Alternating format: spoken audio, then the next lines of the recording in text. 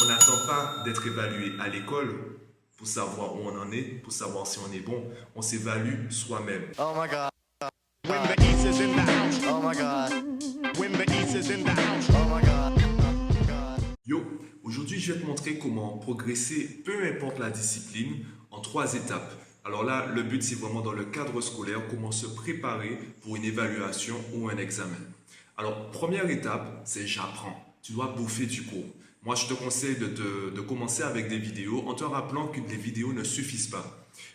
Suivant la personne qui explique des choses, tu peux avoir des informations qui sont vraies, des informations qui sont fausses. Pour l'instant, le but, ce n'est pas d'avoir toute la connaissance, c'est surtout de comprendre comment fonctionne le chapitre, quelle est la logique dans le chapitre, quelle est l'histoire. Donc, ça fonctionne aussi bien avec l'histoire, donc l'histoire de la France ou de la colonisation, etc., ou avec les formules mathématiques. Donc, moi, je te conseille des vidéos. Ensuite, tu pars sur les manuels, sur les livres, et tu essaies de faire des fiches de révision avec tout cela. Deuxième étape, c'est je m'évalue. Là, tu vas commencer par des exercices. Un exercice, par exemple, en maths, imaginons on part sur l'addition. Un exercice serait 3 plus 5. 3 plus 5, ça fait 8. Ok, c'est bon, je passe au niveau supérieur. 3 plus 5 égale 9, ce n'est pas bon. J'ai regardé la correction, j'ai compris mon erreur, je retourne dans le cours vérifier ce que je n'avais pas compris et je repars sur les exercices. Là, je refais une autre addition, je vois que c'est bon, je passe au problème. C'est quoi la différence entre un exercice et un problème? Eh bien, je te donne un exemple de problème. Jean a 3 pommes, Thomas a 5 pommes. Combien ont-ils de pommes? Eh bien, ils ont 8 pommes. Comment je fais pour savoir ça? Je fais 3 plus 5. Donc, les exercices, on va travailler les calculs. Les problèmes, on va travailler le raisonnement. Une fois que je suis bon sur les problèmes, je vais partir sur des sujets d'évaluation. Et ça, c'est la 3e étape. La 3e étape, je me mets en situation. On ne fait pas simplement des sujets d'évaluation, il faut aussi mettre un chrono. Et là, on va focaliser le travail sur la gestion du temps et aussi sur la rédaction. Car ça, je le répète tout le temps. En mathématiques et même dans les sciences de manière générale, la rédaction n'est pas le résultat est. Ça ne suffit pas. Il faut expliquer comment on arrive au résultat. Et donc, on n'attend pas d'être évalué à l'école pour savoir où on en est, pour savoir si on est bon.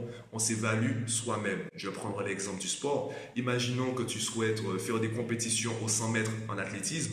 L'une des premières choses que tu vas faire, c'est te chronométrer sur 100 mètres pour savoir quel temps tu fais.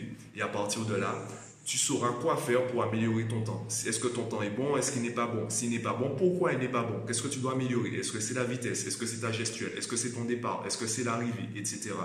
Donc, tu dois très tôt savoir qu'est-ce qui va et qu'est-ce qui ne va pas pour améliorer ce qui va et corriger ce qui ne va pas. Donc, tu dois t'évaluer. Et enfin, on arrive à la 4e étape, l'étape bonus, d'accord, où c'est l'école qui nous évalue.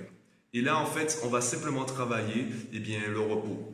On va réviser les fiches, on va surtout travailler le repos, on va travailler le stress. Il faut qu'on soit au maximum de notre potentiel le jour de l'évaluation. Donc ça ne sert à rien de se mettre la pression.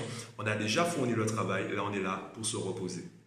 Donc je te mets dans cette vidéo un descriptif en fait des 3 étapes plus la 4e étape qui est l'évaluation. Je te mettrai également en description de la vidéo un lien pour récupérer ce programme et également le lien pour le guide que tu puisses télécharger pour savoir comment en fait organiser sous la semaine le travail suivant ces 4 étapes. Donc dis-moi ce que tu en penses, passe sur le site, télécharge le programme, télécharge le guide et par la suite, si tu as des questions, viens me les poser directement. Je tâcherai d'y répondre le plus rapidement possible. Voilà, à bientôt.